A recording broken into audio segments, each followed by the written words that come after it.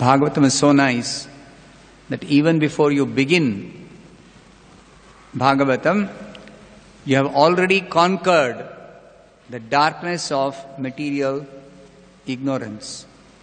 Tato jayam udirayet. Suta Goswami is telling, let us declare victory.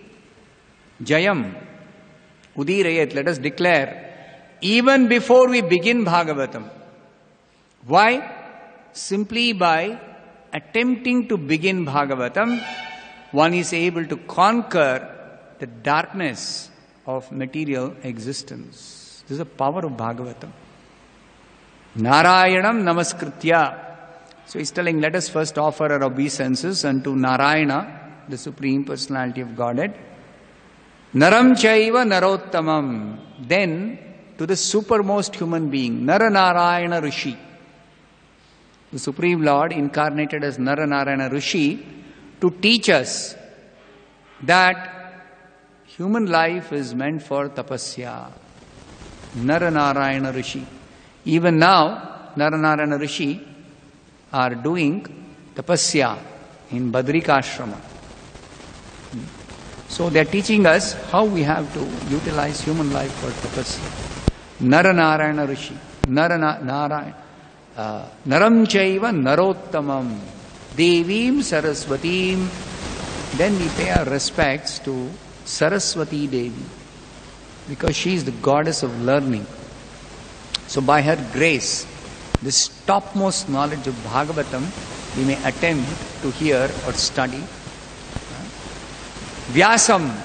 Then we offer our respects to Vyasadeva, the personality of Godhead, who incarnated as Vyasadeva, has given us all the Vedic literature systematically classified.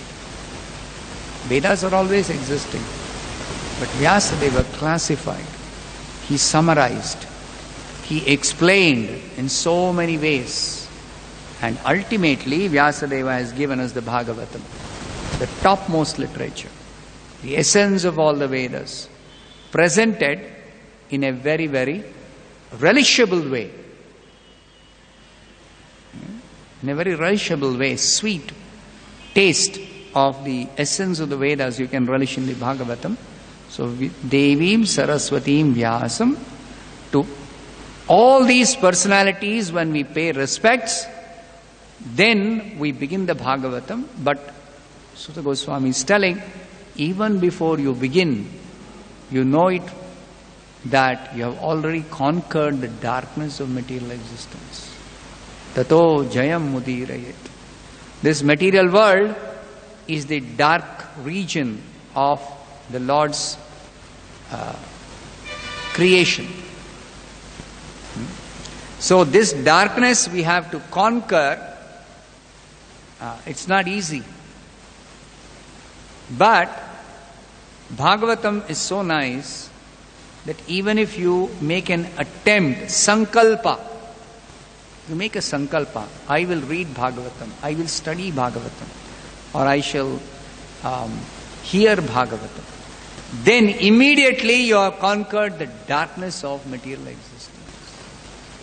Just by the sankalpa. So that is the greatness of Bhagavatam. That Bhagavatam, Suta Goswami says, Nityam Bhagavata Sevaya. You have to do Nitya, daily. Why? Because by doing this Nityam Bhagavata Sevaya, Nashtaprayeshu Abhadreshu. All the dirty things in the heart, which are obstacles for progress in spiritual life, they will all be removed. All the obstacles will be destroyed. Nashtaprayeshu Abhadreshu.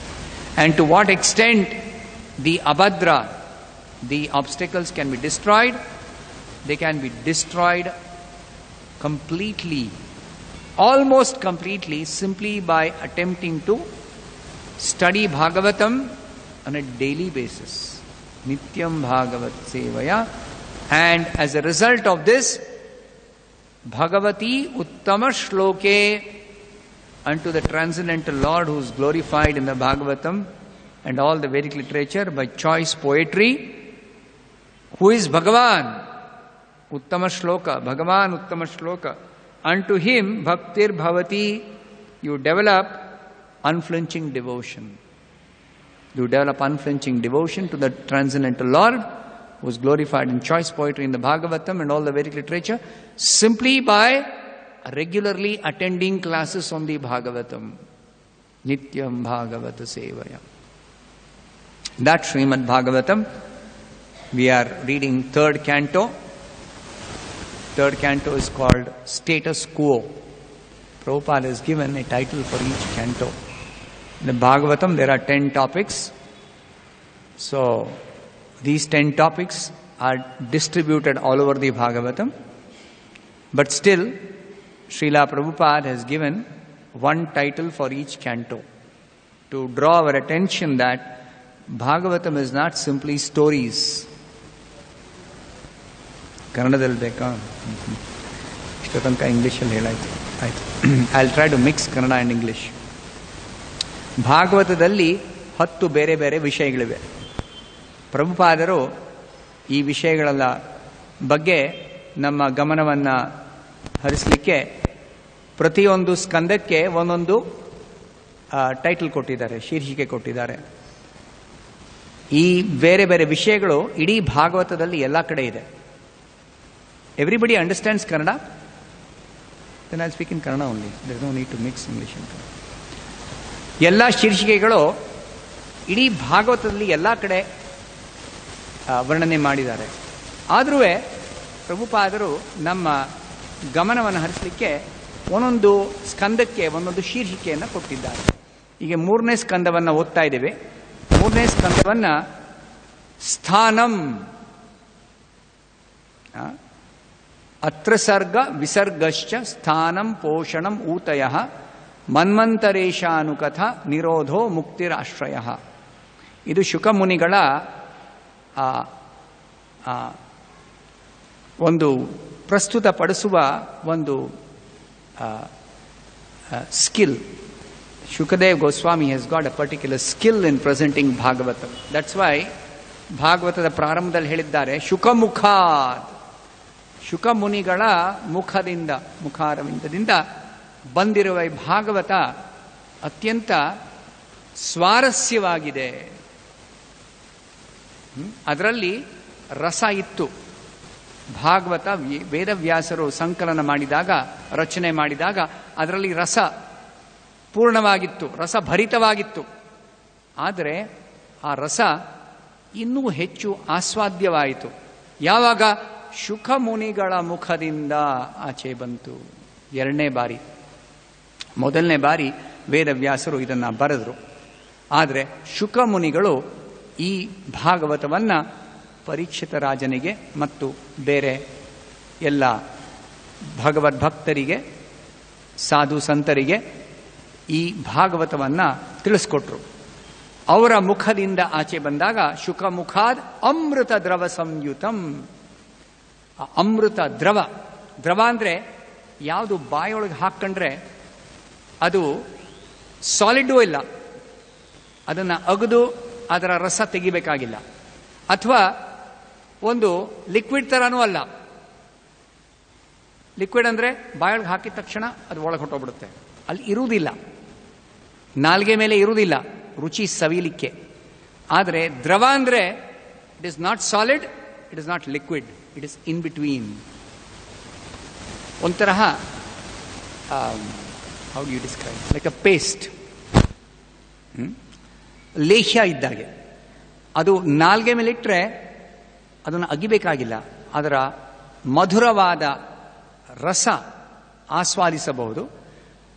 ಅದು ಸ್ವಲ್ಪ ಹೊತ್ತು ಇರುತ್ತೆ, it ಲಿಂಗರ್ಸ್ on the tongue, ನಾಲ್ಗೆ ಮೇಲೆ ಇರುತ್ತೆ. ಅದೇ ಸಮಯದಲ್ಲಿ ಅದು ಕರಗ್ತಾ ಒಳಗೂ ಹೊಟ್ಟೋಗ್ಬಿಡುತ್ತೆ. ನಿಮ್ಗೆ ಗೊತ್ತಾಗೋದೇ ಇಲ್ಲ ಹೇಗೆ ಅದು ಇತ್ತು, ಹೇಗೆ ಅದು ದ್ರವವಾಯಿತು, ಹೇಗೆ ಅದು ಹೊಟ್ಟೋಗ್ಬಿಡ್ತು. ಆ ಸ್ವಾದ ಬಹುಕಾಲ ಇರುತ್ತೆ. ನೀವು ರುಚಿ ಸವಿದ ಮೇಲೆ ಬಹುಕಾಲ ಸ್ವಾದವಿರುತ್ತೆ. ಅಂತಹ ಅಮೃತ ದ್ರವ ಸಂಯುತಂ ಶುಕಮುನಿಗಳು ಆ ಭಾಗವತ ಯಾವುದು ಆಸ್ವಾದ್ಯವಾಗಿತ್ತೋ, ರಸಭರಿತವಾಗಿತ್ತೋ, ಅದನ್ನ ಅಮೃತ ದ್ರವ ಸಂಯುತಂ ಮಾಡಿಬಿಟ್ರು. ಅಂಥ ಭಾಗವತವನ್ನ ನಾವಿವಾಗ ಅಧ್ಯಯನ ಮಾಡ್ತಾ ಇದ್ದೀವಿ. ಶುಕಮುನಿಗಳು ಈ ಭಾಗವತದಲ್ಲಿ 10 ಬೇರೆ ಬೇರೆ ವಿಷಯಗಳಿದೆ ಅಂತ ಒಂದೇ ಒಂದು ಶ್ಲೋಕದಲ್ಲಿ 10 ವಿಷಯಗಳನ್ನ ಹೇಳ್ಬಿಟ್ರು. ಸಂಕ್ಷಿಪ್ತವಾಗಿ, ಸಂಪೂರ್ಣವಾಗಿ, ಆಸ್ವಾದ್ಯವಾಗಿ ಆ ರಸವನ್ನ ಇನ್ನೂ ಹೆಚ್ಚು ಸವಿಯುವಂತೆ ಮಾಡುವ ಶುಕಮುನಿಗಳಿಗೆ ನಮಸ್ಕಾರ ಮಾಡ್ತಾ ಈ ಭಾಗವತವನ್ನು ಆರಂಭ ಮಾಡೋಣ. 3ನೇ ಅಧ್ಯಾಯಕ್ಕೆ, 3ನೇ ಸ್ಕಂದಕ್ಕೆ ಪ್ರಭುಪಾದರು ಸ್ಥಾನಂ ಅಂದರೆ ಈ ಇಡೀ ಬ್ರಹ್ಮಾಂಡವನ್ನ, ಸೃಷ್ಟಿಯನ್ನ ವರ್ಣನೆ ಮಾಡ್ತಾ ಶುಕಮುನಿಗಳು ಹೇಳ್ತಾರೆ, ಭಾಗವತದಲ್ಲಿ ಸೃಷ್ಟಿಯ ವರ್ಣನೆ ಇದೆ. ಮೊದಲು ವಿಷ್ಣುವಿನ ಸೃಷ್ಟಿ, ಭಗವಂತನ ಸೃಷ್ಟಿ. ಭಗವಂತ ಹೇಗೆ ಸೃಷ್ಟಿ ಮಾಡ್ದ? ಸಾಮಾನ್ಯವಾಗಿ ಎಲ್ಲರೂ ಹೇಳ್ತಾರೆ ಭಗವಂತ ಪಾಲನೆ ಮಾಡ್ತಾನೆ, ವಿಷ್ಣು ಪಾಲನೆ ಮಾಡ್ತಾನೆ, ಬ್ರಹ್ಮ ಸೃಷ್ಟಿ ಮಾಡ್ತಾನೆ, ಶಿವ ಸಂಹಾರ ಮಾಡ್ತಾನೆ. ಆದರೆ ಭಾಗವತದಲ್ಲಿ ಹೇಳಿದೆ, ಬ್ರಹ್ಮ ಸೃಷ್ಟಿ ಮಾಡಕ್ಕೆ ಮುಂಚೆ ವಿಷ್ಣು ಮೊದಲು ಸೃಷ್ಟಿ ಮಾಡ್ತಾನೆ. ಏನ್ ಸೃಷ್ಟಿ ಮಾಡ್ತಾನೆ ವಿಷ್ಣು? ಈ ಸೃಷ್ಟಿ ಮಾಡಲಿಕ್ಕೆ ಬ್ರಹ್ಮನಿಗೆ ಏನೇನೆಲ್ಲ ಪದಾರ್ಥಗಳು ಬೇಕೋ ಅದರ ಸೃಷ್ಟಿ ಮೊದಲು ವಿಷ್ಣು ಮಾಡ್ತಾನೆ. ಆ ಸೃಷ್ಟಿ ಆದಮೇಲೆ ಬ್ರಹ್ಮ ಸೃಷ್ಟಿ ಮಾಡಲಿಕ್ಕೆ ಸಾಧ್ಯ. ಬ್ರಹ್ಮನ ಸೃಷ್ಟಿ ಕೂಡ ವಿಷ್ಣು ಮಾಡ್ತಾನೆ. ಈ ಸೃಷ್ಟಿಗೆ ಮುಂಚೆ ಬ್ರಹ್ಮನೂ ಇರಲಿಲ್ಲ, ಶಿವನೂ ಇರಲಿಲ್ಲ, ಪದಾರ್ಥಗಳೂ ಇರಲಿಲ್ಲ, ಕೇವಲ ವಿಷ್ಣು ಇದ್ದ. ಅಹಮೇವ ಸಮ್ಮೇವಾಗ್ರೇ. ಪ್ರಾರಂಭದಲ್ಲಿ ಸೃಷ್ಟಿಗೂ ಮುಂಚೆ ಕೇವಲ ವಿಷ್ಣು ಇದ್ದ, ಬೇರೆ ಯಾರೂ ಇರಲಿಲ್ಲ. ಈ ರಹಸ್ಯವಾದ ಜ್ಞಾನ ಭಾಗವತದಲ್ಲಿದೆ, ವೇದಾಂತ ಸೂತ್ರದಲ್ಲಿದೆ, ವೇದಗಳಲ್ಲಿದೆ. ಆದರೆ ಈ ಅಂಶವನ್ನ ಜನ ಅಷ್ಟು ಗಮನಿಸುವುದಿಲ್ಲ. ಸಾಮಾನ್ಯವಾಗಿ ಜನರು ಯಾರು ವೇದಾಧ್ಯಯನ ಮಾಡಿರ್ತಾರೋ, ಪುರಾಣಗಳನ್ನು ಅಧ್ಯಯನ ಮಾಡಿರ್ತಾರೋ, ಅಥವಾ ಬೇರೆ ಬೇರೆ ಇತಿಹಾಸಗಳನ್ನು ಅಧ್ಯಯನ ಮಾಡಿರ್ತಾರೋ, ಅವರೆಲ್ಲ ಬ್ರಹ್ಮ ಸೃಷ್ಟಿ ಮಾಡ್ದ, ವಿಷ್ಣು ಪಾಲನೆ ಮಾಡ್ತಾನೆ, ಶಿವ ಸಂಹಾರ ಮಾಡ್ತಾನೆ, ಬ್ರಹ್ಮ ವಿಷ್ಣು ಶಿವ ಇವರ ಬಗ್ಗೆ ಹೇಳ್ತಾರೆ. ಆದರೆ ಬ್ರಹ್ಮ ಸೃಷ್ಟಿ ಮಾಡಕ್ಕೆ ಮುಂಚೆ ಯಾರಿದ್ರು, ಏನಿತ್ತು, ಪ್ರಾರಂಭದಲ್ಲಿ ಏನಿತ್ತು? ಅದಕ್ಕೆ ಭಾಗವತದಲ್ಲಿ ಹೇಳಿದೆ, ಅಹಮೇವ ಸಮೇವಾಗ್ರೇ. ಕೇವಲ ವಿಷ್ಣು ಇದ್ದ, ಬೇರೆ ಯಾರೂ ಇರಲಿಲ್ಲ. ಬ್ರಹ್ಮ ಇರಲಿಲ್ಲ, ಶಿವ ಇರಲಿಲ್ಲ, ಪದಾರ್ಥಗಳು ಇರಲಿಲ್ಲ, ಏನೂ ಇರಲಿಲ್ಲ. ಕೇವಲ ಭಗವಂತ ಇದ್ದ, ವಿಷ್ಣು ಇದ್ದ. ಆದರೆ ವಿಷ್ಣು ತನ್ನ ಶಕ್ತಿ ಸಮೇತ ಇದ್ದ. Vishnu existed with all his energies. ಆದರೆ ಆ ಶಕ್ತಿ ಈ ಪದಾರ್ಥ ರೂಪದಲ್ಲಿ ಇರಲಿಲ್ಲ. ಆ ಶಕ್ತಿ ಸುಪ್ತ ಸ್ಥಿತಿಯಲ್ಲಿತ್ತು. ಅಂಥ ಸುಪ್ತ ಸ್ಥಿತಿಯಲ್ಲಿರುವ ಆ ಭೌತಿಕ ಶಕ್ತಿಯನ್ನ ಭಗವಂತ ತನ್ನ ದೃಷ್ಟಿ ಮಾತ್ರದಿಂದ ಅದು ಪದಾರ್ಥಗಳಾಗಿ ಬೇರ್ಪಡಿಸಿದ. 16 ಬೇರೆ ಬೇರೆ ಪದಾರ್ಥಗಳನ್ನು ಮೊದಲು ಭಗವಂತ ಸೃಷ್ಟಿಸಿದ. ನಂತರ ಬ್ರಹ್ಮನ ಸೃಷ್ಟಿ ಮಾಡಿದ ಭಗವಂತ. ಆಮೇಲೆ ಬ್ರಹ್ಮನಿಗೆ ಜ್ಞಾನ ಕೊಟ್ಟ, ಶಕ್ತಿ ಕೊಟ್ಟ, ಸಾಮರ್ಥ್ಯವನ್ನು ನೀಡಿದ. ಆ ಶಕ್ತಿ, ಸಾಮರ್ಥ್ಯ, ಪದಾರ್ಥಗಳು, ಜ್ಞಾನ ಎಲ್ಲವನ್ನ ಉಪಯೋಗಿಸಿ ಬ್ರಹ್ಮ ನಂತರದ ಸೃಷ್ಟಿ ಮಾಡ್ದ. ಅದಕ್ಕೆ ವಿಷ್ಣುವಿನ ಸೃಷ್ಟಿಗೆ ಸರ್ಗ ಅಂತ ಶುಕಮುನಿಗಳು ಈ ಭಾಗವತದಲ್ಲಿ ಹೇಳಿದ್ದಾರೆ. ಸರ್ಗ, ವಿಸರ್ಗ, ವಿಷ್ಣುವಿನ ಸೃಷ್ಟಿಯ ನಂತರ ಮಾಡಿದ ಬ್ರಹ್ಮನ ಸೃಷ್ಟಿಗೆ ವಿಸರ್ಗ. ಪ್ರಭುಪಾದ ಹೇಳ್ತಾರೆ ಸೆಕೆಂಡರಿ ಕ್ರಿಯೇಷನ್. ಸೆಕೆಂಡರಿ ಅಂದರೆ ಮೊದಲು ಯಾವ ಸೃಷ್ಟಿ ಆಯಿತೋ ಅದಾದ ನಂತರದ ಸೃಷ್ಟಿಗೆ ಬ್ರಹ್ಮನ ಸೃಷ್ಟಿ, ವಿಸರ್ಗ. ಈ ಎಲ್ಲ ಸೃಷ್ಟಿ ಮಾಡಬೇಕಾದ್ರೆ ಬೇರೆ ಬೇರೆ ಜೀವಿಗಳಿಗೆ ಬೇರೆ ಬೇರೆ ತರಹ ಅನುಕೂಲ ಮಾಡಿಕೊಡ್ಬೇಕು. ವಾಸ ಮಾಡಲಿಕ್ಕೆ, ಅವರ ಸುಖಕ್ಕೋಸ್ಕರ ಅವರ ಕಾರ್ಯ ಪ್ರವೃತ್ತರಾಗಲಿಕ್ಕೆ ಬೇರೆ ಬೇರೆ ಗ್ರಹಗಳಿವೆ. ಆ ಬೇರೆ ಬೇರೆ ಗ್ರಹಗಳಲ್ಲಿ ಬೇರೆ ಬೇರೆ ತರಹ ವಾಸ ಮಾಡುವಂತಹ ಅನುಕೂಲ ಇದೆ. ಆ ಅನುಕೂಲ ಮಾಡಿಕೊಡ್ಲಿಕ್ಕೆ ಸ್ಥಾನಂ, the planetary systems, the situation of the different planets, ಬೇರೆ ಬೇರೆ ಗ್ರಹಗಳು ಬೇರೆ ಬೇರೆ ತರಹ ವಾಸ ಮಾಡುವ ವಾತಾವರಣ, ಸೌಲಭ್ಯಗಳು ಎಲ್ಲ ಬ್ರಹ್ಮ ಸೃಷ್ಟಿ ಮಾಡಿದ್ದಾನೆ. ಸ್ಥಾನಂ, ಆ ಒಂದು ಶೀರ್ಷಿಕೆಯನ್ನು ಈ 3ನೇ ಸ್ಕಂದಕ್ಕೆ ಪ್ರಭುಪಾದರು ಕೊಟ್ಟಿದ್ದಾರೆ. ಈ 3ನೇ ಸ್ಕಂದದಲ್ಲಿ ಈ 11ನೇ ಅಧ್ಯಾಯ calculation of time from the atom. Time, ಕಾಲ, ಸಮಯ.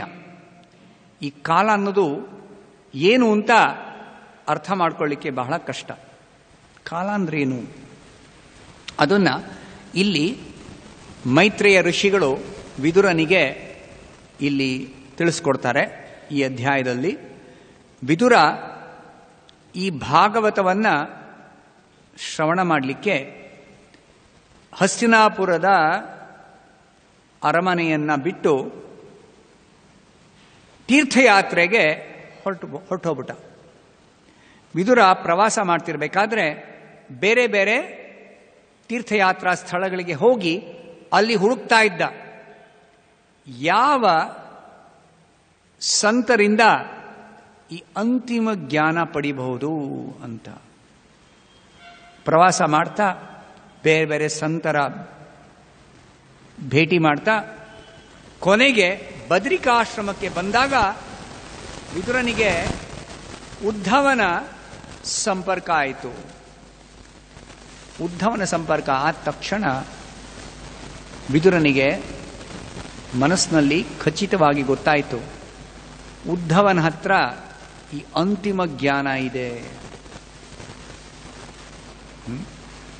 ವೇದಜ್ಞಾನ ವಿದುರನಿಗೆ ಗೊತ್ತಿತ್ತು, ಆದರೆ ಆ ವೇದದ ಅಂತಿಮ ಜ್ಞಾನ ಯಾವುದು ಅದನ್ನ ಪಡೀಲಿಕ್ಕೆ ವಿದುರ ಹುಡುಕ್ತಾ ಇರಬೇಕಾದ್ರೆ ಉದ್ಧವನ ಸಂಪರ್ಕ ಆದಮೇಲೆ ಉದ್ಧವನ ಜೊತೆ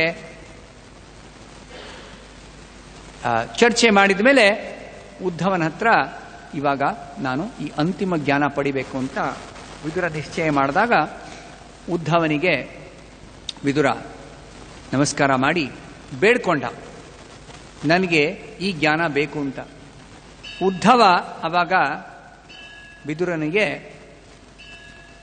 ನೀವು ಮೈತ್ರೇಯ ಋಷಿಗಳ ಹತ್ರ ಹೋಗಿ ಈ ಜ್ಞಾನವನ್ನು ಪಡಿಬೇಕು. ಯಾಕೆಂದ್ರೆ ಮೈತ್ರೇಯ ಋಷಿಗಳು ಉದ್ಧವನಿಗಿಂತ ಹಿರಿಯರು. ಅದಕ್ಕೆ ಉದ್ಧವನ ಹತ್ರ ಜ್ಞಾನ ಇದ್ದಿದ್ರೂ ವಿದುರನಿಗೆ ಮೈತ್ರೇಯ ಋಷಿ ಹತ್ರ ಉದ್ಧವ ಕಳಿಸ್ದ.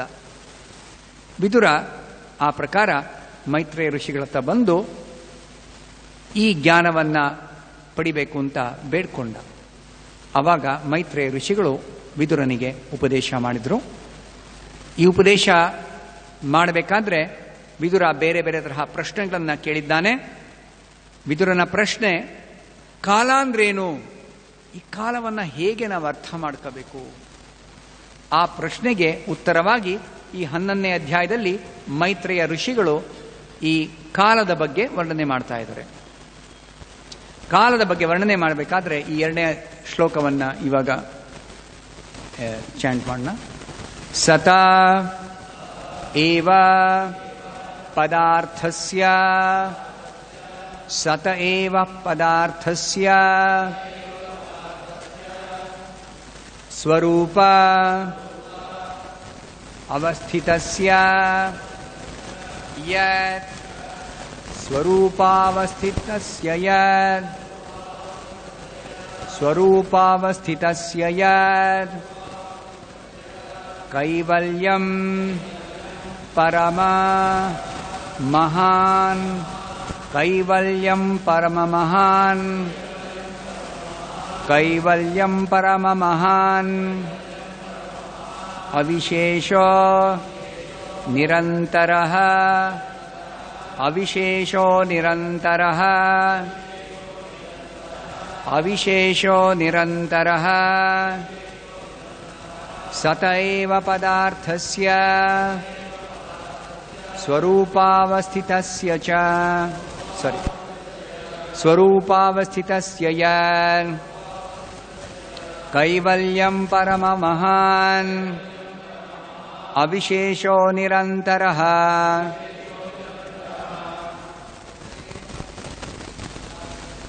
ಸತ ಏವ ಪದಾರ್ಥಸ್ಯ ಸ್ವರೂಪಾವ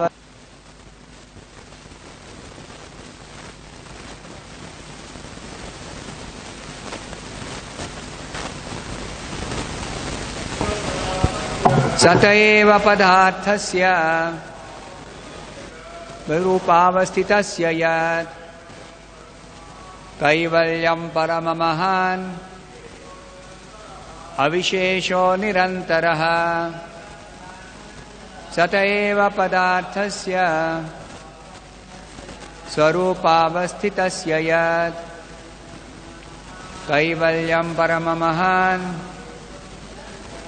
ಅವಿಶೇಷೋ ನಿರಂತರಃ ಸತ ಏವ ಪದಾರ್ಥಸ್ಯ ಸ್ವರೂಪಾವಸ್ಥಿತಸ್ಯ ಯತ್ ಕೈವಲ್ಯಂ ಪರಮಮಹಾನ್ ಅವಿಶೇಷೋ ನಿರಂತರಃ. ಮಾತಾಜಿ. ಸತ ಏವ ಪದಾರ್ಥಸ್ಯ ಸ್ವರೂಪಾವಸ್ಥಿತಸ್ಯ ಯತ್ ಕೈವಲ್ಯಂ ಪರಮಮಹಾನ್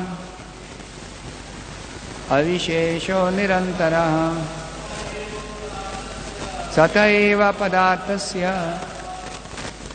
ಸ್ವರೂಪಾವಸ್ಥಿತಸ್ಯ ಯತ್ ಕೈವಲ್ಯಂ ಪರಮಮಹಾನ್. ಕಾಲ ಹೆಚ್ಚಿಲ್ಲ, ಅದಕ್ಕೆ ಮಾತಾಜಿಗೂ ಸ್ವಲ್ಪ ಚಾಂಟ್ ಮಾಡಿದ ಮೇಲೆ ತಕ್ಷಣ ಆಗುತ್ತೆ. ಮಾತಾಜಿ. ಸತ ಏವ ಪದಾರ್ಥಸ್ಯ ಸ್ವರೂಪಾವಸ್ಥಿತಸ್ಯ ಯತ್ ಕೈವಲ್ಯಂ ಪರಮಮಹಾನ್ ಅವಿಶೇಷೋ ನಿರಂತರಃ. ಸತ ಏವ ಪದಾರ್ಥಸ್ಯ ಸ್ವರೂಪಾವಸ್ಥಿತಸ್ಯ ಯತ್ ಕೈವಲ್ಯಂ ಪರಮಮಹಾನ್ ಅವಿಶೇಷೋ ನಿರಂತರಃ. Translation by His Divine Grace A.C. Bhaktivedanta Swami Prabhupada.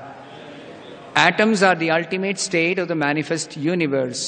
When they stay in their own forms without forming different bodies, they are called the unlimited oneness.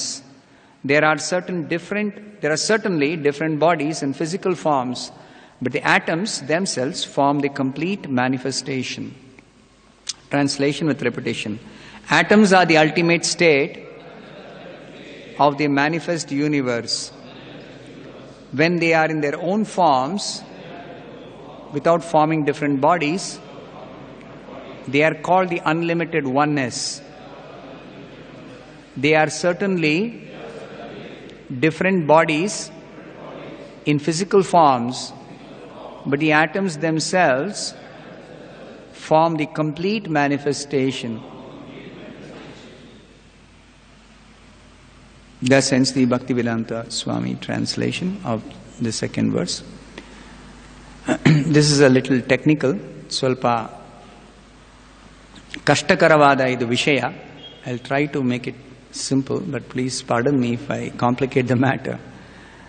Prabhupada has a way of simplifying complicated things, and I have a way of complicating simple things. So please pardon me. ಈ ಅಧ್ಯಾಯದಲ್ಲಿ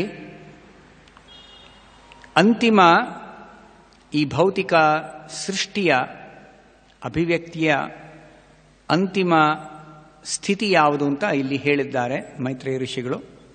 atom ಅಂದರೆ ಪರಮಾಣು, ಅತ್ಯಂತ ಸಣ್ಣ ಕಣ.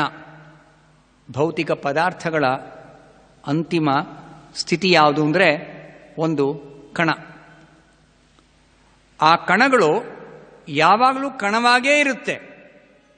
ಆದರೆ ನಮ್ಮ ದೃಷ್ಟಿಗೆ ಬೇರೆ ಬೇರೆ ಭೌತಿಕ ಪದಾರ್ಥಗಳು ಒಂದು ನಿರ್ದಿಷ್ಟವಾದ ರೂಪದಲ್ಲಿ ಒಂದು ನಿರ್ದಿಷ್ಟವಾದ ಆಕಾರ ತಗೊಂಡು ಅವು ಬೇರೆ ಬೇರೆ ರೂಪಗಳಲ್ಲಿ, ಬೇರೆ ಬೇರೆ ಪದಾರ್ಥಗಳಾಗಿ, ಬೇರೆ ಬೇರೆ ದೇಹಗಳಾಗಿ, ಬೇರೆ ಬೇರೆ ವಸ್ತುಗಳಾಗಿ ನಮಗೆ ಗೋಚರವಾಗುತ್ತೆ.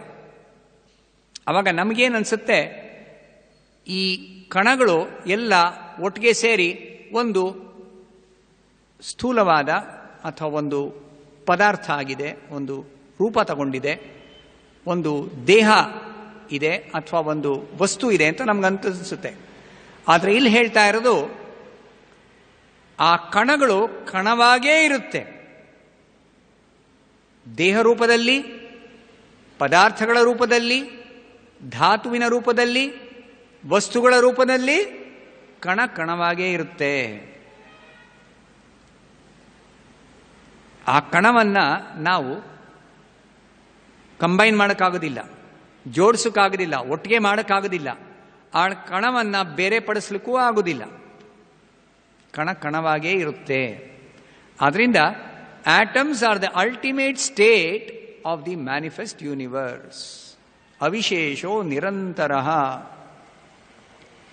ನಿರಂತರವಾಗಿ ಈ ಕಣ ಕಣವಾಗೇ ಇರುತ್ತೆ. ಆದ್ದರಿಂದ ಆ ಕಣದ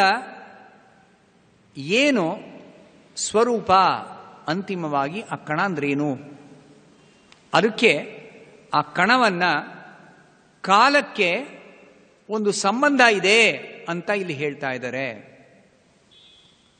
ಕಣ ಏನು ಅಂದರೆ, ಈ ಇಡೀ ಭೌತಿಕ ಜಗತ್ತಿನಲ್ಲಿ ಯಾವ ಒಂದು ಸ್ಥಳವನ್ನು ಆ ಕಣ ವ್ಯಾಪಿಸಿದೆ ಅದು ಸ್ಥಳಾವಕಾಶ, ಸ್ಪೇಸ್. ಭೌತಿಕ ಸೃಷ್ಟಿ ಅಂದರೆ ಎರಡು ಬೇರೆ ಬೇರೆ ಅಂಶಗಳು ಮುಖ್ಯವಾಗಿ ಭೌತಿಕ ಸೃಷ್ಟಿನಲ್ಲಿದೆ. There are two different aspects of this material creation or material existence. One is called space, ಒಂದು ಸ್ಥಳಾವಕಾಶ. ಭೌತಿಕ ಸೃಷ್ಟಿ ಅಥವಾ ಭೌತಿಕ ಜಗತ್ತಂದರೆ ಸ್ಥಳಾವಕಾಶ, ಸ್ಥಳ. ಇನ್ನೊಂದು ಕಾಲ, time. Space and time are two aspects of this material existence. So what is this space? ಸ್ಥಳ ಅಂದ್ರೇನು? ಅಂತಿಮವಾಗಿ ಸ್ಥಳ ಅಂದರೆ ಯಾವ ಸ್ಥಳವನ್ನು ಕಣ ವ್ಯಾಪಿಸಿದೆಯೋ ಅದಕ್ಕೆ ಸ್ಥಳ ಅಂತ. The space occupied by an atom is called space. This is the fundamental definition of space. And what is called as time? ಕಾಲ ಅಂದ್ರೇನು? ಕಾಲ ಅಂದರೆ ಇಲ್ಲಿ ಹೇಳ್ತಾರೆ, atomic time is measured according to its covering a particular atomic space. ಯಾವ ಕಣ ಒಂದು ಸ್ಥಳವನ್ನು ವ್ಯಾಪಿಸಿದೆಯೋ ಆ ಸ್ಥಳವನ್ನು ನಾವು ಅಳತೆ ಮಾಡಬೇಕಾದ್ರೆ ಆ ಸ್ಥಳದ ಪರಿಮಾಣ ಎಷ್ಟು ಅಂತ ಅಳತೆ ಮಾಡಬೇಕಾದ್ರೆ, ಅಳತೆ ಮಾಡಿದಾಗ ಏನು ನಮಗೆ ಅದರ ಫಲಿತಾಂಶ ಸಿಗುತ್ತೋ ಅದಕ್ಕೆ ಕಾಲ ಅಂತ ಹೇಳ್ತಾರೆ. Atomic time is measured according to its covering a particular atomic space. ಅಂತಿಮವಾಗಿ ಇಡೀ ಸೃಷ್ಟಿ ಒಂದು ದೊಡ್ಡ ಸ್ಥಳಾವಕಾಶ ಹೊಂದಿದೆ. ಇಡೀ ಜಗತ್ತು, ಈ ಭೌತಿಕ ಜಗತ್ತು, ಅದಕ್ಕೆ ಈ ಜಗತ್ತು ಅಂತ ಹೇಳ್ತಾರೆ. ಆದರೆ ಜಗತ್ತಿನಲ್ಲಿರುವುದೆಲ್ಲ ಬರೀ ಕಣ ಅಷ್ಟೇ.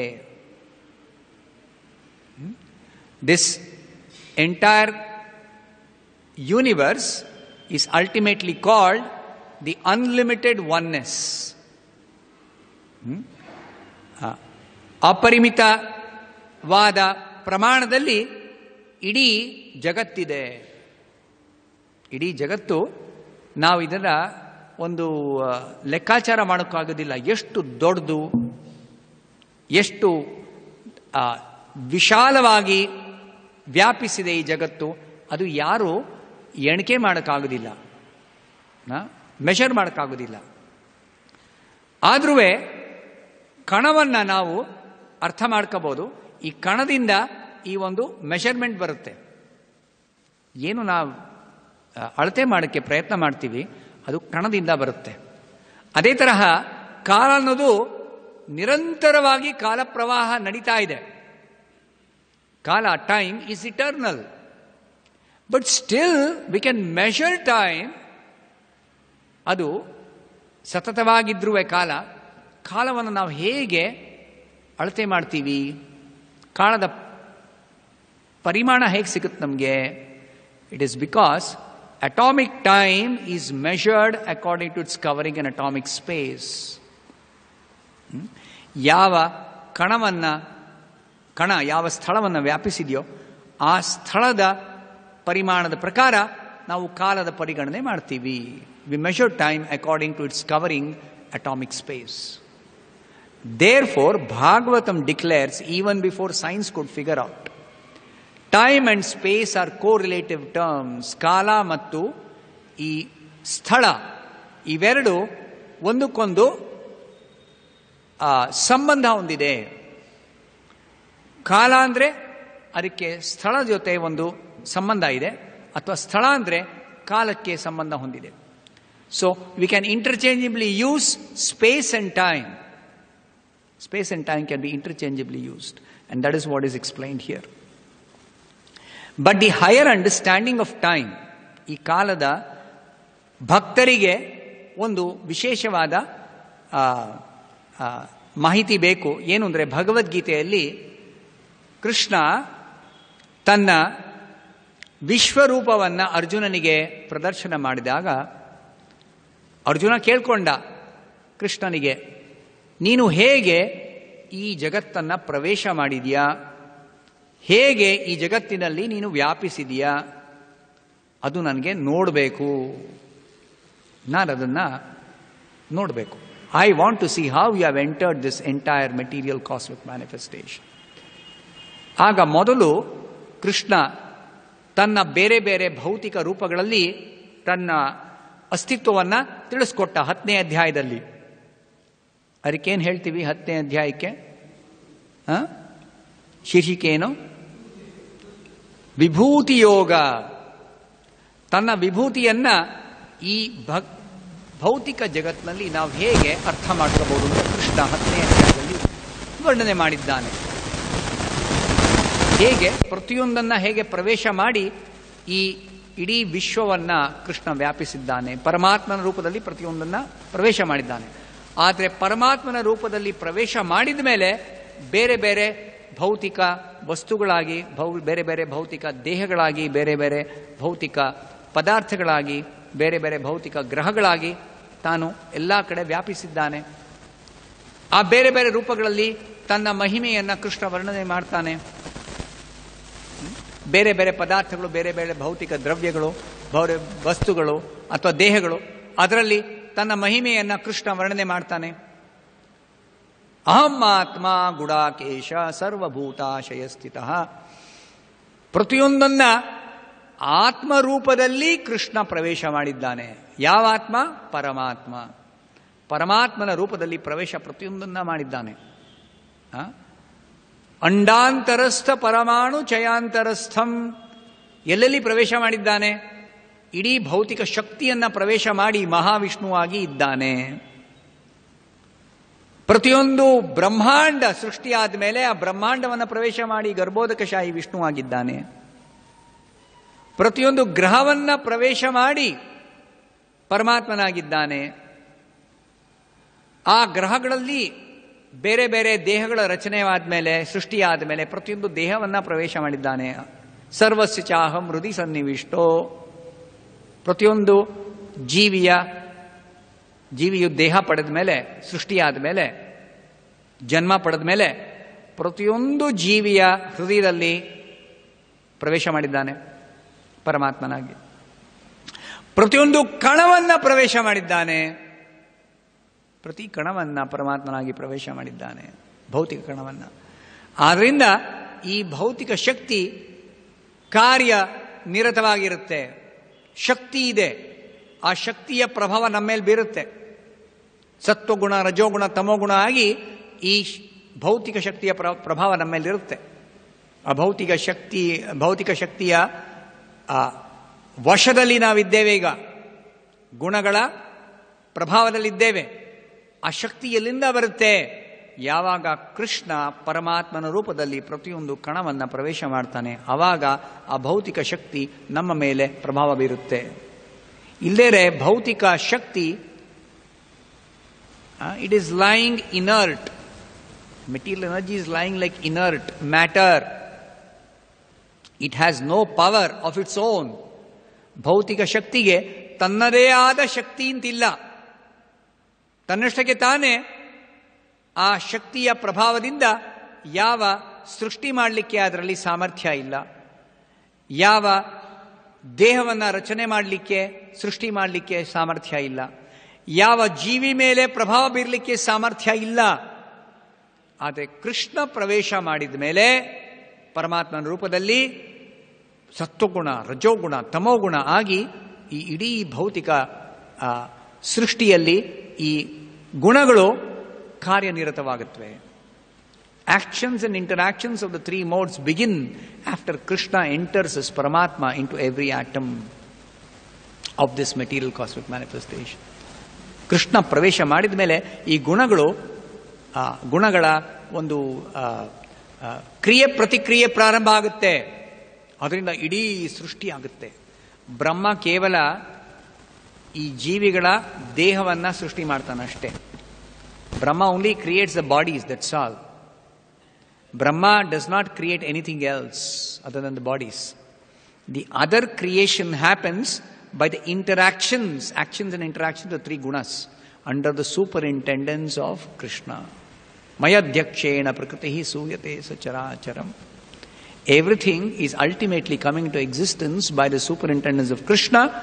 Under Krishna's direction, Durga Devi begins to actually manipulate the three gunas, and therefore the three gunas produce so many varieties. ಮೂರು ಗುಣಗಳು ಬೇರೆ ಬೇರೆ ಪದಾರ್ಥಗಳನ್ನು, ವಸ್ತುಗಳನ್ನು, ಬೇರೆ ಬೇರೆ ಗ್ರಹಗಳಲ್ಲಿ ವಾಸ ಮಾಡಲಿಕ್ಕೆ ಜೀವಿಗಳಿಗೆ ಸ್ಥಳಾವಕಾಶವನ್ನು, ವಾತಾವರಣವನ್ನು ಸೃಷ್ಟಿಯಾಗುತ್ತೆ. ಆ ಸೃಷ್ಟಿ ಮಾಡಲಿಕ್ಕೆ ಕೃಷ್ಣನ ದುರ್ಗಾದೇವಿ ಶಕ್ತಿ ಆಗಿ ಕಾರ್ಯನಿರತವಾಗಿರುತ್ತಾಳೆ. So, in one place it is said, Durga is the creating, maintaining and destroying agency of Krishna. Srishti sthiti pralaya sadhana shakti rekha chayeva yasya bhuvanani bibharti Durga. Durgadevi ಸೃಷ್ಟಿ ಮಾಡ್ತಾಳೆ, ಪಾಲನೆ ಮಾಡ್ತಾಳೆ, ಸಂಹಾರ ಮಾಡ್ತಾಳೆ ಅಂತ ಒಂದು ಕಡೆ ವರ್ಣನೆ ಇದೆ. ಅದಕ್ಕೆ ಕೆಲವರು ದುರ್ಗಾದೇವಿಯನ್ನ ಅಂತಿಮ ಸತ್ಯ ಅಂತ ಸ್ವೀಕರಿಸ್ತಾರೆ, ಪರಿಗಣಿಸ್ತಾರೆ. ದುರ್ಗಾದೇವಿಯೇ ಅಂತಿಮ ದೇವರು, ಅಂತಿಮ ಶಕ್ತಿ, ಅಂತಿಮ ಆಕರ, ಮೂಲ ಅಂತ ಸ್ವೀಕರಿಸ್ತಾರೆ. ಆದರೆ ದುರ್ಗಾದೇವಿ ಸ್ವತಂತ್ರವಾಗಿಲ್ಲ. ಛಾಯೇವ ಯಸ್ಯ ಭುವನಾನಿ ಬಿಭರ್ತಿ ದುರ್ಗಾ. ಹೇಗೆ ಒಂದು ವಸ್ತು ಇದ್ರೆ ಆ ವಸ್ತುವಿನ ಒಂದು ಛಾಯ, ನೆರಳು, ಹೇಗೆ ನೆರಳು ಆ ವಸ್ತುವಿನಿಂದ ಸ್ವತಂತ್ರವಾಗಿಲ್ಲ. ನೆರಳು ಎಲ್ಲರೂ ಹೋಗ್ತಾ ಇದ್ರೆ ಆ ನೆರಳು ಯಾವಾಗ ಹೋಗುತ್ತೆ? ಯಾವಾಗ ವಸ್ತು ಹೋಗುತ್ತೆ. ಯಾವ ವಸ್ತುವಿನ ನೆರಳು, ಆ ನೆರಳಿಗೆ ಯಾವ ಸ್ವಾತಂತ್ರ್ಯ ಇಲ್ಲ. ಅದೇ ತರಹ ದುರ್ಗಾದೇವಿ ಕಾರ್ಯನಿರತವಾಗಿದ್ಲೂ ದುರ್ಗಾದೇವಿಗೆ ಸ್ವಾತಂತ್ರ್ಯ ಇಲ್ಲ. ದುರ್ಗಾದೇವಿ ಯಾವಾಗಲೂ ಕೃಷ್ಣನ ಇಚ್ಛೆಯಂತೆ ನಡ್ಕೋತಾಳೆ. ಕೃಷ್ಣನ ಇಚ್ಛೆಯಂತೆ ನಡ್ಕೋಬೇಕು ಅಂದರೆ ದುರ್ಗಾದೇವಿಗೆ ಈ ಮೂರು ಗುಣಗಳನ್ನು ಉಪಯೋಗಿಸಿ ಬೇರೆ ಬೇರೆ ಕ್ರಿಯೆ ಪ್ರತಿಕ್ರಿಯೆಯನ್ನು ಮಾಡಬೇಕು. ಆ ಕ್ರಿಯೆ ಪ್ರತಿಕ್ರಿಯೆಗಳು ನಡಿಬೇಕಾದ್ರೆ ಈ ಮೂರು ಗುಣಗಳು ಪರಸ್ಪರ ಪ್ರತಿಕ್ರಿಯೆ ಆಗಿ ಈ ಬೇರೆ ಬೇರೆ ಎಲ್ಲ ಸೃಷ್ಟಿಗಳು ಅಥವಾ ಬೇರೆ ಬೇರೆ ಕಾರ್ಯಗಳು ನಡೆಯುತ್ತವೆ. ಈ ಪರಸ್ಪರ ಪ್ರತಿಕ್ರಿಯೆ ಆಗಬೇಕಾದ್ರೆ ಮೂರು ಗುಣಗಳು ಇವೆ: ಸತ್ವಗುಣ, ರಜೋಗುಣ, ತಮಗುಣ. ಈ ಸತ್ವಗುಣಕ್ಕೆ ಒಂದು ಡೈರೆಕ್ಷನ್, ಒಂದು ನಿರ್ದೇಶನ ನೀಡಲಿಕ್ಕೆ ವಿಷ್ಣು ಸ್ವತಃ ಇದ್ದಾನೆ. ಮತ್ತೆ ರಜೋಗುಣಕ್ಕೆ ನಿರ್ದೇಶನ ನೀಡಲಿಕ್ಕೆ ಬ್ರಹ್ಮನಿಗೆ ಭಗವಂತ ಶಕ್ತಿ ಕೊಡ್ತಾನೆ. ಮತ್ತೆ ತಮೋಗುಣಕ್ಕೆ ನಿರ್ದೇಶನ ಕೊಡಲಿಕ್ಕೆ ಶಿವ ಇದ್ದಾನೆ. ಅದರಿಂದ ದುರ್ಗಾದೇವಿ ಈ 3 ಗುಣಗಳನ್ನು ಉಪಯೋಗಿಸಿ ಬೇರೆ ಬೇರೆ ಸೃಷ್ಟಿ ಆಗಲಿ ಅಥವಾ ಪಾಲನೆ ಆಗಲಿ ಅಥವಾ ಸಂಹಾರ ಆಗಲಿ ಮಾಡಬೇಕಾದ್ರೆ ಬ್ರಹ್ಮನ ನಿರ್ದೇಶನ, ವಿಷ್ಣುವಿನ ನಿರ್ದೇಶನ, ಶಿವನ ನಿರ್ದೇಶನ ಬೇಕು. ಇಲ್ಲದ್ರೆ ಈ ಗುಣಗಳು ಕಾರ್ಯ ಮಾಡುವುದಿಲ್ಲ. Without direction by the 3 predominating deities, the modes will not act. So Durga Devi is dependent on the direction of Brahma, Vishnu and Shiva. Now is Brahma independently directing? No. Brahma is having Vishnu as Paramatma in his heart. So exactly according to the direction of Paramatma, Brahma is directing the mode of passion. Exactly according to the direction of the mode of passion by Brahma, Durga has to conduct herself. Ultimately, it's the direction of Krishna. ಅಂತಿಮವಾಗಿ ಕೃಷ್ಣನ ನಿರ್ದೇಶನದ ಪ್ರಕಾರ ಬ್ರಹ್ಮ, ವಿಷ್ಣು, ಶಿವ. ವಿಷ್ಣು ಸ್ವತಃ ಕೃಷ್ಣನೇ, ಆದರೆ ಬ್ರಹ್ಮ ಮತ್ತು ಶಿವ ಕೃಷ್ಣನ ನಿರ್ದೇಶನದ ಪ್ರಕಾರ ತಾವು ಮುಂದೆ ನಿರ್ದೇಶನ ಮಾಡ್ತಾರೆ. ಈ ನಿರ್ದೇಶನ ಇಲ್ಲದೆ ದುರ್ಗಾದೇವಿಗೆ ಕಾರ್ಯ ಮಾಡಲಿಕ್ಕೆ ಸಾಧ್ಯ ಇಲ್ಲ. ಆದ್ದರಿಂದ ಅಂತಿಮವಾಗಿ ಕೃಷ್ಣನ ನಿರ್ದೇಶನ. ಅದಕ್ಕೆ ಇಲ್ಲಿ ಹೇಳಿದೆ ಬ್ರಹ್ಮ ಸಂಹಿತೆಯಲ್ಲಿ, ಇಚ್ಛಾನುರೂಪಮಪಿ ಯಸ್ಯ ಚ ಚೇಷ್ಟತೆ ಸಾ. ದುರ್ಗಾದೇವಿ ಕಾರ್ಯನಿರತಳಾಗಿದ್ದಾಳೆ, ಆದರೆ ಯಾರ ಇಚ್ಛೆಯ ಪ್ರಕಾರ, ಯಾರ ನಿರ್ದೇಶನದ ಪ್ರಕಾರ ದುರ್ಗಾದೇವಿ ಕಾರ್ಯ ಮಾಡ್ತಾ ಇದ್ದಾಳೆ ಅಂದರೆ ಕೃಷ್ಣನ ನಿರ್ದೇಶನದ ಪ್ರಕಾರ. ಅದನ್ನು ಭಗವದ್ಗೀತೆಯಲ್ಲಿ ಕೃಷ್ಣ ಹೇಳಿದ್ದಾನೆ, ಮಯ ಅಧ್ಯಕ್ಷೇಣ ಪ್ರಕೃತಿ ಸೂಯತೆ ಸ ಚರಾಚರಂ. ಎಲ್ಲ ನಡೀತಾ ಇದೆ ಈ ಸೃಷ್ಟಿಯಲ್ಲಿ, ದುರ್ಗಾದೇವಿಯ ನಡೆಸ್ತಾ ಇದ್ದಾಳೆ ಎಲ್ಲ, ಆದರೆ ಆಕೆ ಕೃಷ್ಣನ ನಿರ್ದೇಶನದ ಪ್ರಕಾರ ಪ್ರತಿಯೊಂದನ್ನು ನಡೆಸ್ತಾ ಇದ್ದಾಳೆ. ಆಕೆ ಸ್ವಾತಂತ್ರ್ಯವಾಗಿ ಏನು ಮಾಡ್ತಾ ಇಲ್ಲ. ಆದ್ದರಿಂದ ದುರ್ಗಾದೇವಿಯ ಸೃಷ್ಟಿಯೂ ಇದೆ, ಬ್ರಹ್ಮನ ಸೃಷ್ಟಿಯೂ ಇದೆ. ಆದರೆ ಮುಖ್ಯವಾಗಿ ನಾವೇನು ಪರಿಗಣಿಸಬೇಕು ಅಂದರೆ ವಿಷ್ಣುವಿನ ಸೃಷ್ಟಿ. ಈ ವಿಷ್ಣುವಿನ ಸೃಷ್ಟಿ ಕಾಲದ ಪರಿಮಿತಿಯ ಪ್ರಕಾರ, ಕಾಲದ ಒಂದು ನಿಯಂತ್ರಣದಲ್ಲಿ ನಡೆಯುತ್ತೆ.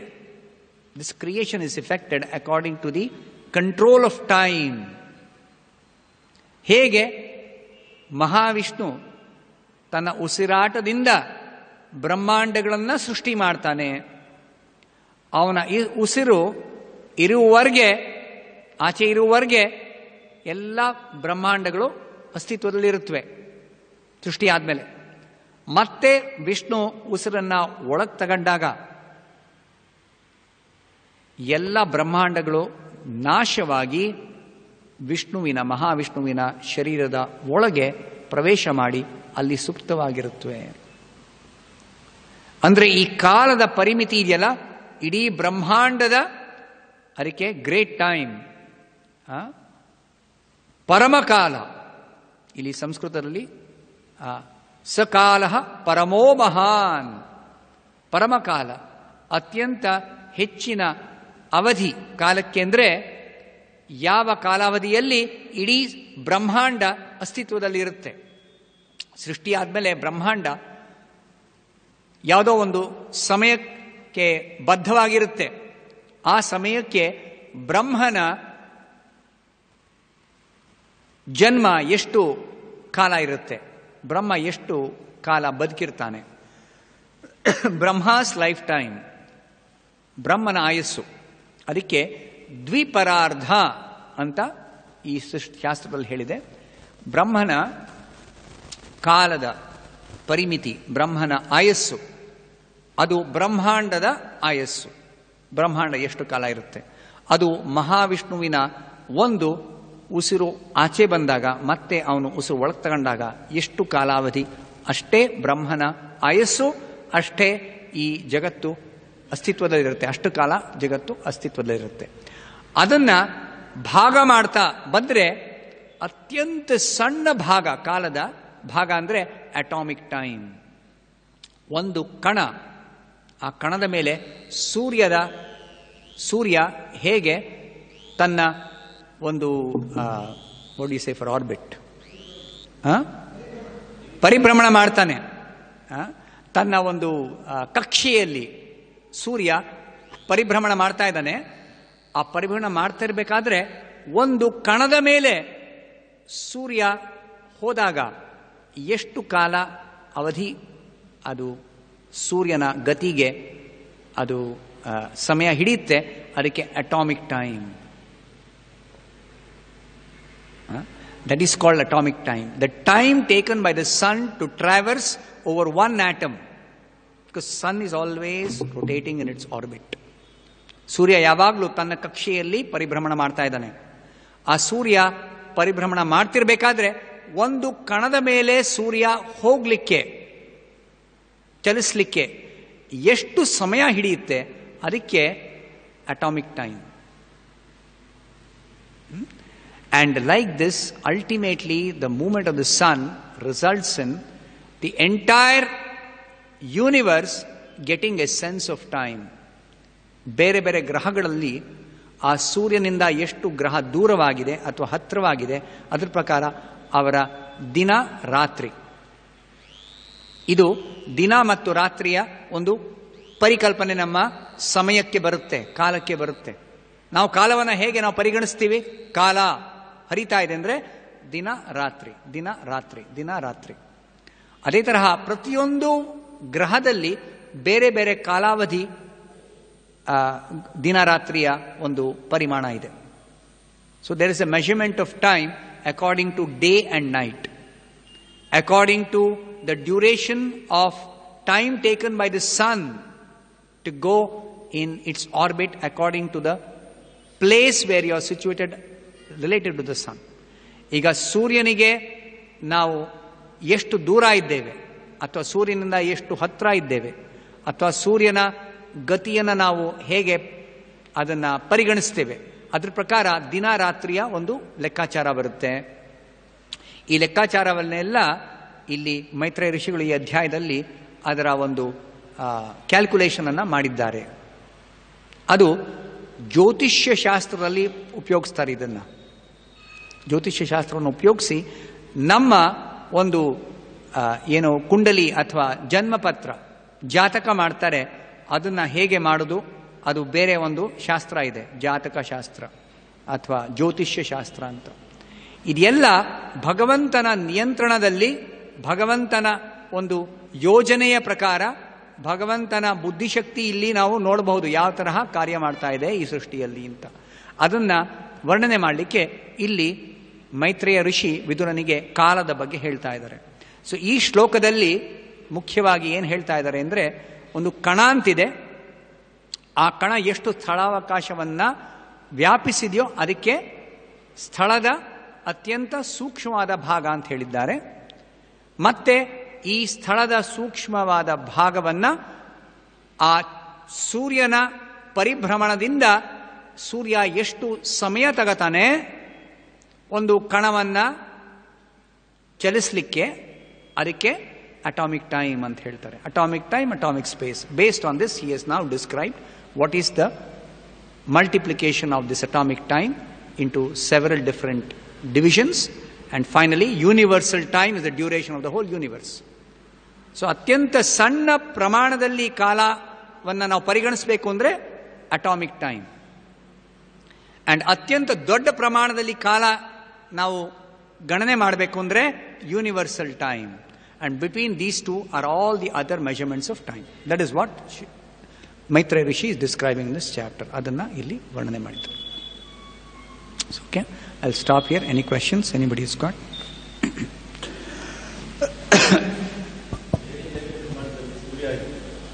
ಸೂರ್ಯ ಒಬ್ಬನೇ, ಒಂದು ಸೂರ್ಯ, ಒಂದು ಬ್ರಹ್ಮಾಂಡದಲ್ಲಿ ಒಂದು ಸೂರ್ಯ. ಆ ಸೂರ್ಯನ ಚಲನದಿಂದ ಈ ಬೇರೆ ಬೇರೆ ಕಾಲಾವಧಿ ನಾವು ಪರಿಗಣನೆ ಮಾಡ್ತೀವಿ. Sun is one. In every universe there is one sun. So the movement of that sun is creating this concept, this idea or this measurement of time in different planets in that universe. Any other question?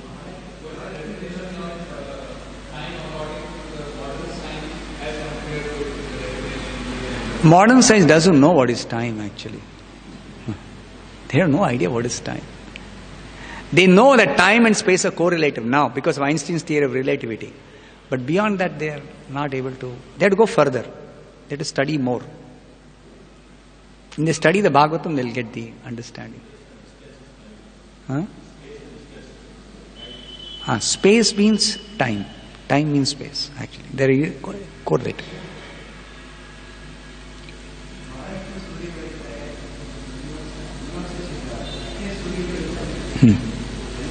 ಪ್ರತಿಯೊಂದು ಬ್ರಹ್ಮಾಂಡದ ಒಳಗೆ ಒಬ್ಬ ಸೂರ್ಯ. ಅನೇಕ ಬ್ರಹ್ಮಾಂಡಗಳಿವೆ. Time is according to movement of the sun. ಹೌದು, ಒಂದೇ. ಅಂದರೆ ಬೇರೆ ಬೇರೆ ಗ್ರಹಗಳಲ್ಲಿ ಬೇರೆ ಬೇರೆ ತರಹ ಕ್ಯಾಲ್ಕುಲೇಷನ್ ಮಾಡ್ತಾರೆ.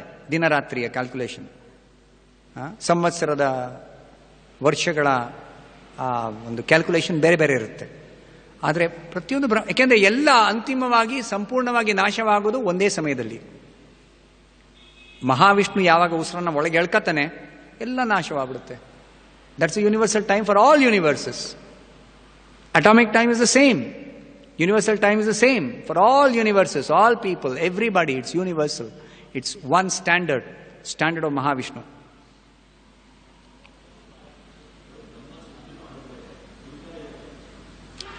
Durga is Srishti.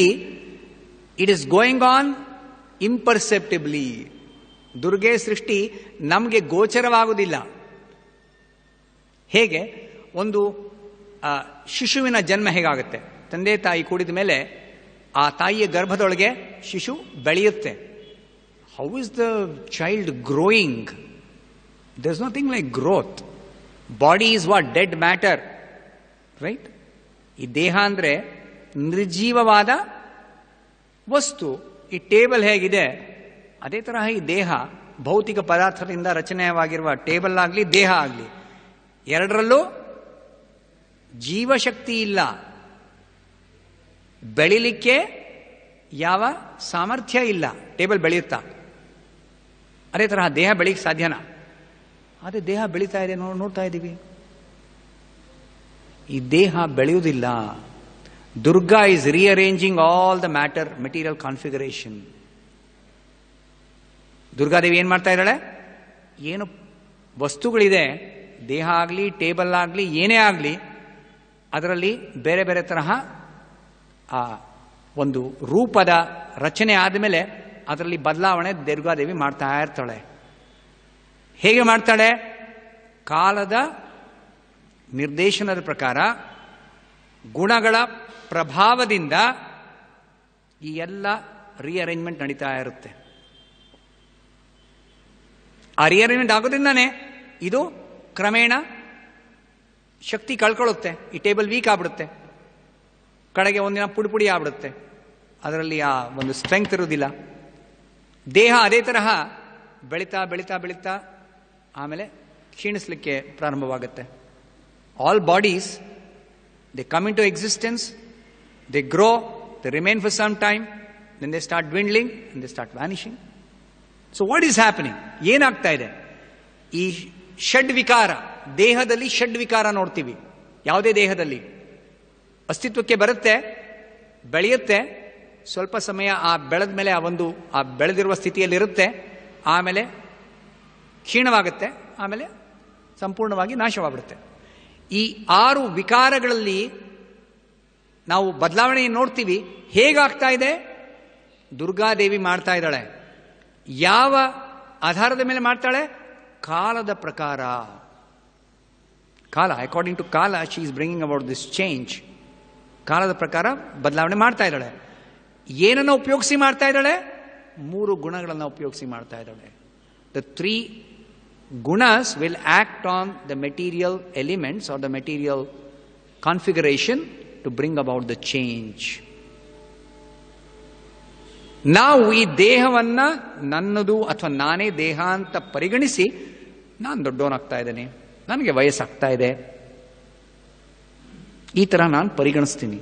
ಆದರೆ ನನಗೂ ದೇಹಕ್ಕೂ ಯಾವ ಸಂಬಂಧವೂ ಇಲ್ಲ. ನಾನು ಬೇರೆ, ದೇಹ ಬೇರೆ. ನಾನು ಬೇರೆ, ಟೇಬಲ್ ಬೇರೆ ಇದ್ದ ಹಾಗೆ.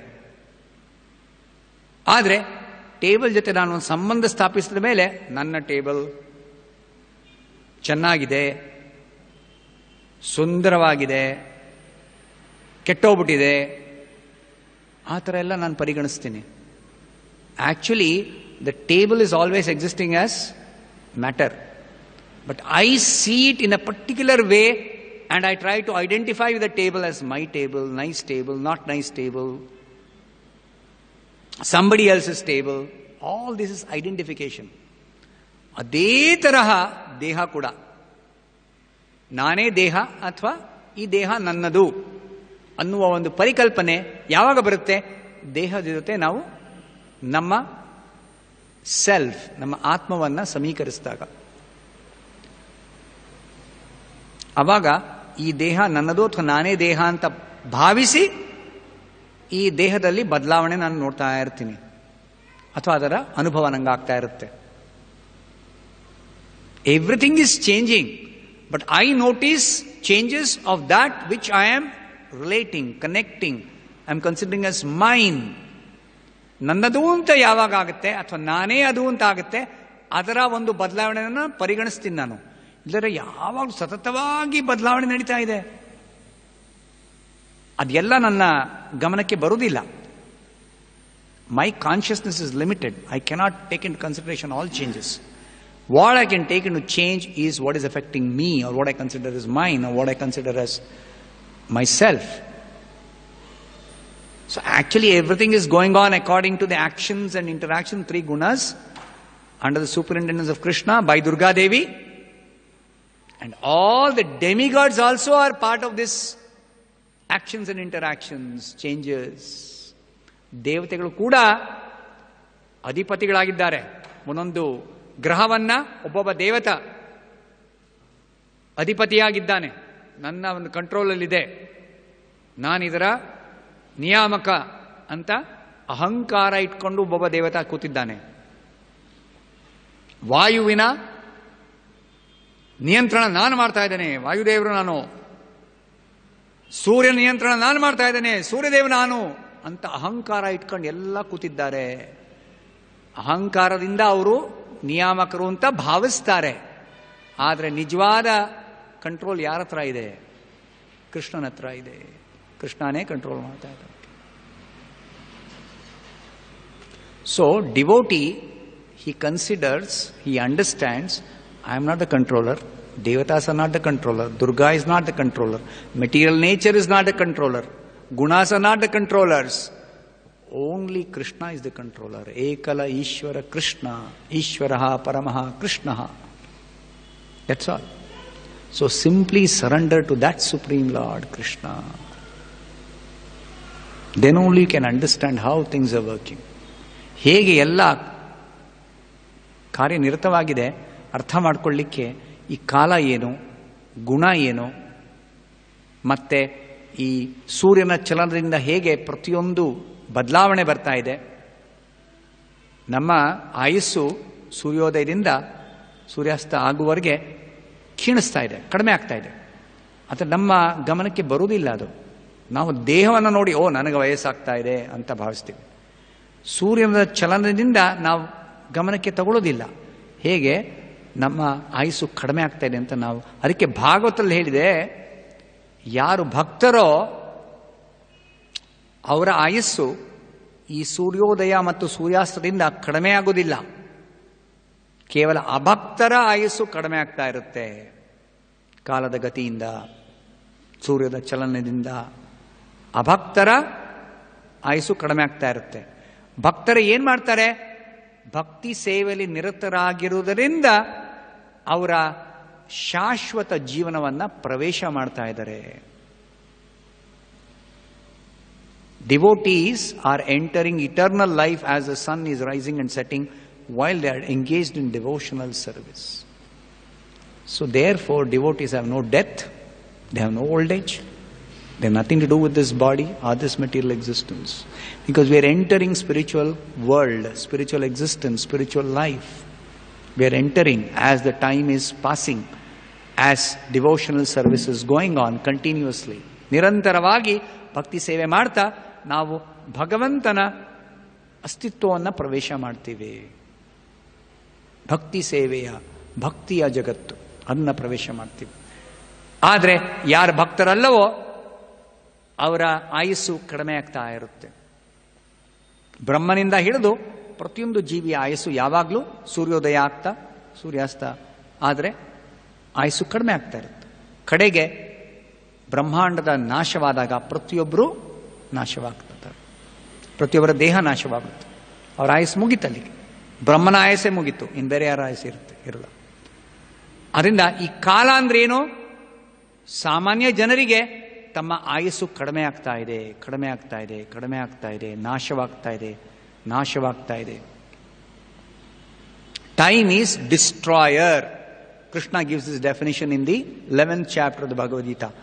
ಕಾಲೋಸ್ಮಿ ಲೋಕಕ್ಷಯ ಕೃತ್. ಕೃಷ್ಣ ಹೇಳ್ತಾನೆ, ಆ ವಿಶ್ವರೂಪ ದರ್ಶನ ಕೊಟ್ಟಾಗ ಅರ್ಜುನನ ಪ್ರಶ್ನೆ, ನೀನು ಯಾರು ಅಂದ್ರೆ ಈ ವಿಶ್ವರೂಪದಲ್ಲಿ ನೀ ಯಾರು? ಕೃಷ್ಣ ಹೇಳ್ತಾನೆ, ವಿಶ್ವರೂಪದಲ್ಲಿ ನಾನು ಕಾಲ. ಕಾಲೋಸ್ಮಿ, ನಾನು ಕಾಲ. ಕಾಲವಾಗಿ ಏನ್ ಮಾಡ್ತಾ ಇದ್ದಾನೆ ಕೃಷ್ಣ? ಲೋಕಕ್ಷಯಕೃತ್, ಎಲ್ಲ ಲೋಕಗಳ ಸಂಹಾರ ಮಾಡ್ತಾ ಇದ್ದಾನೆ. ಆ ಸಂಹಾರ ಕ್ರಮೇಣ ಆಗುತ್ತೆ. Gradually the destruction is happening, but people are not able to understand, perceive, except devotees. Only devotees can understand the temporary nature of this material world, temporary nature of everything material. ಪ್ರತಿಯೊಂದು ನಶ್ವರವಾದದ್ದು ಅಂತ ಭಕ್ತರಿಗೆ ಮಾತ್ರ ಆ ಒಂದು ಬುದ್ಧಿ ಬರುತ್ತೆ, ಒಂದು ಬುದ್ಧಿ ಕೆಲಸ ಮಾಡುತ್ತೆ. ಆ ಥರ ಅರ್ಥ ಮಾಡ್ಕೊಳ್ಳಿ ಸಾಧ್ಯವಾಗುತ್ತೆ ಭಕ್ತರಿಗೆ ಮಾತ್ರ. ಕೃಷ್ಣ ಭಗವದ್ಗೀತೆಯಲ್ಲಿ ಹೇಳಿದ್ದಾನೆ, ಇಡೀ ಈ ಸೃಷ್ಟಿ ದುಃಖಾಲಯಂ ಅಶಾಶ್ವತಂ, ದುಃಖಾಲಯಂ ಅಶಾಶ್ವತಂ. ಇಲ್ಲಿ ದುಃಖದಿಂದ ಎಲ್ಲ ಕೂಡಿದೆ, ಇಲ್ಲಿ ಸುಖ ಅನ್ನೋದಿಲ್ಲ, ನಿಜವಾದ ಸುಖ ಇಲ್ಲ. ಮತ್ತೆ ಅಶಾಶ್ವತಂ, ಯಾವುದೂ ಶಾಶ್ವತವಲ್ಲ. ಯಾವುದೂ ಶಾಶ್ವತವಲ್ಲ ಅಂದರೆ ಎಲ್ಲ ನಶ್ವರವಾದದ್ದು ಅಂತ ಹೇಗೆ ಗೊತ್ತಾಗುತ್ತೆ? ಯಾರು ಕೃಷ್ಣ ಪ್ರಜ್ಞೆಯಲ್ಲಿ ಭಕ್ತಿ ಸೇವೆ ಮಾಡ್ತಾರೋ, ಕೃಷ್ಣನ ಸೇವೆ ಮಾಡ್ತಾರೋ ಅವರಿಗೆ ಮಾತ್ರ ಗೊತ್ತಾಗುತ್ತೆ. ಯಾಕೆಂದರೆ ಕೃಷ್ಣನ ಕಾಲ ಸದಾ ಕಾರ್ಯನಿರತವಾಗಿದೆ. ಆ ಕಾಲಶಕ್ತಿಯ ಒಂದು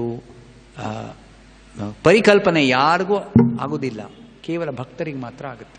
ಅದಕ್ಕೆ ಅದರ ಬಗ್ಗೆ ಇಲ್ಲಿ ವರ್ಣನೆ ಮಾಡಿದೆ. ಅದಕ್ಕೆ ಕೃಷ್ಣ ಭಗವದ್ಗೀತೆ ಹೇಳ್ತಾನೆ, ಕಾಲೋಸ್ಮಿ ಲೋಕಕ್ಷಯ ಕೃತ್, ಎಲ್ಲವನ್ನ ನಾಶ ಮಾಡ್ತೀನಿ, ಕಾಲ ರೂಪದಲ್ಲಿ ನಾ ಎಲ್ಲ ನಾಶ ಮಾಡ್ತೀನಿ. ಆ ಕಾಲವನ್ನ ಬೇರೆ ಬೇರೆ ಕಡೆ ಭಾಗವತದಲ್ಲಿ ಶಾಸ್ತ್ರಗಳಲ್ಲಿ ಕಾಲಸರ್ಪ,